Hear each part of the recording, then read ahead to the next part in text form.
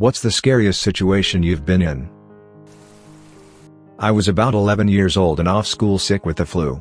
My mum worked in the little shop literally 5 minutes away from our house, so she left me alone that morning to do her shift, and I was just chilling on the couch watching television. I heard the front door open and assumed it was my mum home early.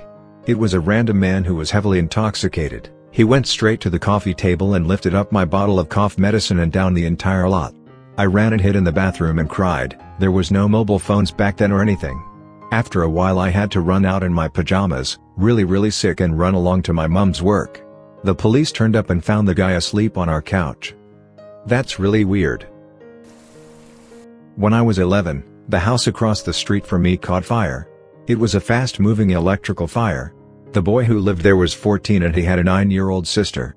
All of our parents worked full-time, so we were latchkey kids. This was the early 1990s. Anyway, the boy came hauling ass down the street screaming for any adult to come out and help, because his house was on fire and he thought his little sister was in there. I was the only one who heard him, so I grabbed his hand and ran into my house and called 911. He wanted to run into the burning house to find his sister, and I knew he would die if he did. I was a scrawny, spindly little girl, 5 feet 6 inches and maybe 75 pounds. And he played defense on the football team at 5 feet 8 inches and probably 150 to 170. He was panicking and sobbing and thrashing around, but somehow I found the strength to physically hold him back until my little sister could run down the street to find an actual adult. I guess it was adrenaline or something. All I knew was that the only thing standing between the kid and a horrible death was me. The good news is that his sister wasn't in the house after all. She'd gone to a friend's house without telling him. But for about 15 minutes, we were sure she was in there burning, and I had to stop him from burning with her. I've been in other scary situations since then, but because of how young we were, that one stands out. When I was hiking in the Tetons, I got ran down by a grizzly bear. A friend and I were hiking in early September in a wooded area. Off the trail we could hear a bear grunting. We were aware and pulled our bear mace and kept hiking. Not being able to see where the bear was in the woods, we continued on the trail. The grunting stopped, but before I knew it I was thrown on the ground. A great weight was just crushing me and started throwing me around like a rag doll. It began to tear into my hiking pack. I stayed on my stomach as best I could and tried to cover my vitals. Next thing I know is that my eyes and nose start burning. My friend started to spray his bear mace to get the bear off me. I'm still not sure how I did it, but I managed to unbuckle from my pack, get out of it, and crawl away from the bear. The bear continued to tear into my pack, before my friend's bear spray finally got to it. It turned and ran off. We left the area quickly and waited till the bear spray wore off and hiked out. We got to a ranger station, where I was taken to a hospital to be treated. My friend and a ranger went back to the attack site to recover what was left of my things. Luckily I escaped with minor injuries and minor scarring, a few broken bones and deep gouges. My stuff sadly didn't make it out alright. Favorite coat and pack ruined. But that is definitely the scariest situation I've ever been in. Overhearing my dad and his friend planning out the murder of my mother, sister and me. I had just turned 17, back in 1986. He was going to burn the house down while we slept that night. He worked midnights. I wasn't supposed to be home. When I heard him going through the house getting whatever items he wanted to save from the fire, and talking about the plan, I hid in the crawl space between our family room and hall closet. He left to take a load to hide at his friend's house. I ran to call someone, anyone. Small town of 500 and only one sheriff who was his friend, but he had cut the phone lines. Thankfully my mom and sister came home before he got back from his friend's house. My sister and I had to plead with our mom to leave, but she did. He abused her for 25 years. Now she's almost 80 and takes tap and jazz lessons, yoga classes, goes on all kinds of trips with her fellow seniors. She's awesome. I'm late, but here goes. When I was 13 I was spending the summer with my dad and his girlfriend. I have 2 brothers, age 11 and 10, that were also there. My dad got into an argument one night while drunk, nothing out of the ordinary, and he decided he was going to drive us about 30 miles back to our mom's house. He loads us all up in his '85 Camaro and gets ready to take off when his best friend, Jesse, jumps in the passenger seat. Jesse was a small guy, and he knew that if he tried to talk my dad out of drunk driving the only result would be my dad trying to beat him up, so he just got in the car to try to mitigate any potential damage. We made it onto the interstate and about 10 miles down the road before my dad started nodding off. We were coming up on an exit, and there was a divider for the exit and the interstate. My dad finally passed out right then, and we were heading straight for the divider going about 75 miles per hour. Jesse, at the last moment, turned the steering wheel and was able to get his leg into the brake to stop us on the side of the highway. He pushed my dad over to the passenger side and drove us home with my direction. Even at 13 I was fully aware of my own mortality at the moment, and I was sure that I was going to die. Jesse, may he rest in peace, saved me and my 2 brothers that night, and I can never thank him enough. Edit. People have asked, so I decided to make the edit. Jesse was mugged and had his hand slashed open as a result. He went to the doctor for a couple of months for therapy. In the process, and I don't know how, but the doctors noticed that there was something else wrong. They did tests and found out he had cancer, stage 4. He passed away a little over 4 years ago. While I'm at it, I just want to say thank you for all the concern. I wouldn't have made it to 25 years old if it weren't for Jesse and people like him. I never told him thank you for that, and I wish I had. So, if you never thanked someone for something, do it now. It would take 10 minutes. Locked inside a Gap store all night when I was a teenager. I had to use the bathroom and the store was getting ready to close, so I rushed in real quick. I made a mess in the bathroom, so I took way longer than expected. When I got out, everyone was gone. I freaked out and tried many ways to get out. This was before cell phones, so when I tried using the store phone it required a passcode. I slept on the floor and woke up at 7 a.m. and waited/hid in the bathroom for the store to open. 20 minutes after the store opened I casually walked out and no one saw me. I got home and my mom was cooking French toast.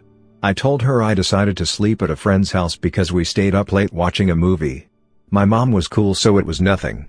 I just needed more of an excuse to not look awkward walking in the house at 8:30 a.m. in the summer. Had my French toast and fell asleep for another 2 hours. It turned out good in the end. Was in Iraq on my last deployment and was conducting a foot patrol. As I pass a side street, the tailgate of a truck drops and there are 2 insurgents laying there with a machine gun who immediately open fire. The whole world slows down and seems to do one of those freaking Matrix things where you can see the bullets as I scream for everyone to take cover and run for cover myself. I felt my body jerk and yank around and almost fall off my feet several times until getting behind a building for cover. I just knew I was dead and could not feel the wounds because of the massive damage.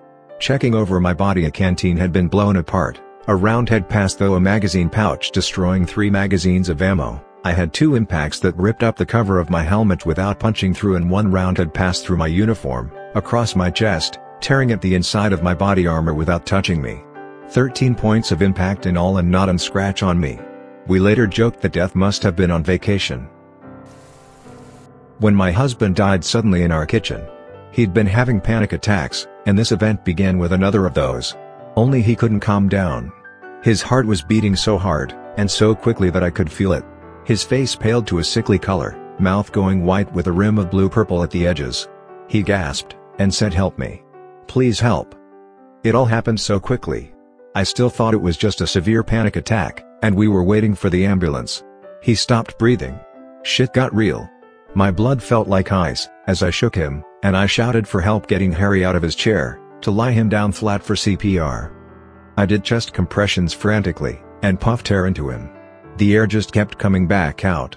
It made groaning noises as it did so. I knew my attempts were not working. The ambulance arrived, and I was shooed away, as they worked.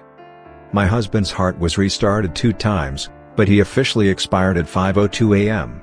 Scariest, guiltiest, most horrible thing I have ever experienced or seen. Ever. Bar none. I was in Brazil and traveling by bus into Argentina. Arriving at the border, I realized that I didn't have the proper documents to get across. So I bribed the bus driver to hide me in the cargo hold and smuggle me over the border. That was a scary few minutes. Definitely brown pants time. Was there a reason you had to be in Argentina? One time I had sleep paralysis and there was a huge goose right next to me. It was like 2 meters big and it just watched me while I tried to scream at the top of my lungs. Sailed on the Andaman Sea to the coast of Myanmar in a huge thunderstorm. Bad call by the crew leaving the island we were on just before the storm hit us. We saw lightning strike around us a few times and were on a tiny wooden ship with absolutely no protection. The Burmese captain was trembling behind the wheel. I truly felt it could be over at any moment and was starting to make my peace with not making it back home. We drank many many beers after making it through. Sleep paralysis is the worst, man. Never been more terrified in my life. Woke up very late at night once, and literally couldn't move anything except my eyes. At the bottom of the bed, where the window was, and the street light spilled in, there was a strange, black mass, in the shape of a person. I watched, absolutely terrified, as this shadow moved up the bed, around to the side where my ex-girlfriend was sleeping, and I couldn't do anything about it. It got really close to her face, and I could have sworn I saw it smile. Then, as if nothing had happened, I could move again, and the shadow was gone. I wouldn't wish sleep paralysis on anyone. I was a wee lad of 14 years old in the attic, where our PC was located, playing RuneScape and making homework. Later in the night, around 10 p.m. I heard some noises downstairs and saw a light turned on. I figured my parents had returned from visiting family. A man that looked a lot like my uncle started coming up the stairs slowly, but he wasn't my uncle. We made eye contact for a solid 5 seconds just in complete shock. He bolted back downstairs. I grabbed the nearest thing I could use as a weapon, which were some scissors I had near me. I was screwed basically. I can't remember how much time had passed, but I didn't have a mobile phone with me at the time. I was absolutely petrified this entire time. And then I saw my aunt log onto RuneScape. My aunt, dad and cousin all played as well at the time. I told her what happened, she called the cops, and within 10 minutes everyone was home. There were multiple knives left on the stairs and they got in through our garden. I had to describe the man I saw, and I was very bluntly racial profiling, my B, to the cops. Definitely scariest moment of my life. I thought I was going to die right there and then. Okay, so I'm at a house party, in a rather shitty neighborhood. One guest, call him Kyle, is selling and smoking meth, along with his girlfriend Beth. Beth is around 6 months pregnant, drinking, smoking, so we know that she makes great choices. But Beth decides to beat up a girl with a cast on her leg. Hair pulling, slapping, eventually leads to the girl in the cast punching Beth in her stomach. A cry for Kyle rings out. Kyle, however, is too busy trying to show his underdeveloped cock to a group of 16-year-olds at the party. Kyle departs in a meth-fueled haze, pants around his ankles. He grabs his gun, leaves the jeans behind and rushes to help. Kyle talks to Beth, and sets out to shoot the girl in the cast. She, however, had made her escape at this time. But Kyle still scoured the place looking for her, while Beth started to bleed fairly badly. Sirens rang out. This is unfortunately where my part ends, as being the wily 17-year-old that I was, I ran for it. Barely escaping to my car, and making a very slow getaway, trying to be undetected. Pretty scary at the time, but the adrenaline made it seem fun. Just a couple weeks ago my girlfriend and I were attacked by pirates.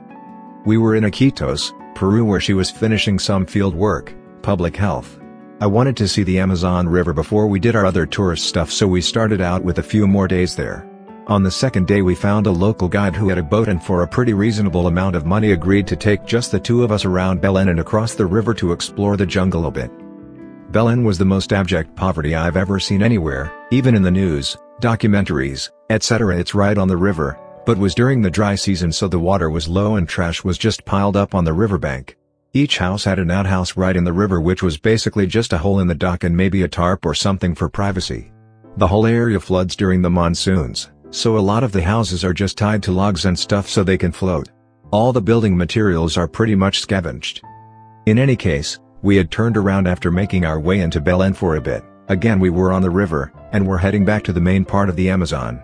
There were 4 of us in the boat. Our guide, his driver, my girlfriend and myself. All the boats out there are basically long canoes with improvised outboard motors made from generic single-stroke engines. They don't speed up or slow down or reverse, they're just either on or off. Our guide saw them coming first and leapt up shouting in Spani sh, running for the back of the boat. I turned to see what was happening, and there were 3 teenagers in a smaller boat already right next to us. The guy in the front of the boat had a very old shotgun and they were steering into our boat about to collide with us. I didn't have time to process what to do, but our guide had already decided he was not going to let these guys in our boat. He first tried to grab the gun and managed to break the barrel of the shotgun down it for a second. Then both him and the driver were struggling with another guy who tried to get in our boat. Our driver picked up a machete and the kid fell between the boats trying to avoid him. Our guide disarmed the one dude but cut his own hand, taking a kitchen knife away from him. They both managed to push him down between the boats and he fell into the water. I was only standing between them and my girlfriend, but I'm not a guy who knows how to fight, and wasn't about to risk my life for a camera and cell phone, which was all we really had with us. She got below the seat and I was just focused on blocking her with my body in case the gun went off. Both boats crashed into the shore. Since theirs was a lot smaller, this meant they were thrown out of it and it was submerged. The battle moved up onto the shore where there was some shouting in Spanish, which I don't speak very well. The pirates were pretty clearly rattled, but they still had a gun, and were backing off. The one kid fired a warning shot and the other guy threw his machete at our guide but missed badly. In any case, somehow things diffused for a moment, and I got out to help push the boat back in the water. I learned later on that they'd been convinced somehow we didn't have any money and clearly weren't ready for anyone to write back. Once we were back on the water, we had a moment to take stock of things. There was blood all over the boat. Apparently our guide had just grabbed the dude's knife barehanded and cut himself pretty bad between his thumb and index finger. Both my girlfriend and I were in the same state of mind, which was I can't believe that just ducking happened. And what only made it weirder was how casual our guide was both about the fact he just chased off pirates, who had a gun, with only a machete, and that his hand was bleeding everywhere. He treated his wound with motor oil, explaining only that his dad grew up in the jungle and wanted to continue with the tour. We did stop to report it to the Coast Guard, but that's just what we did. Just went across the Amazon and explored the jungle for a while. We did give him a significant tip after getting back to the hotel. Besides this one adventure, Peru was an amazing place and we had a great time. TLDR, pirates on the Amazon River. Our lunatic guide chased them off and got cut on the hand, but nothing else was stolen. Thanks for listening to another episode of Reddit X. Subscribe and activate the notification bell so you won't miss any stories. Feel free to share your own stories below in the comments. Have a good day.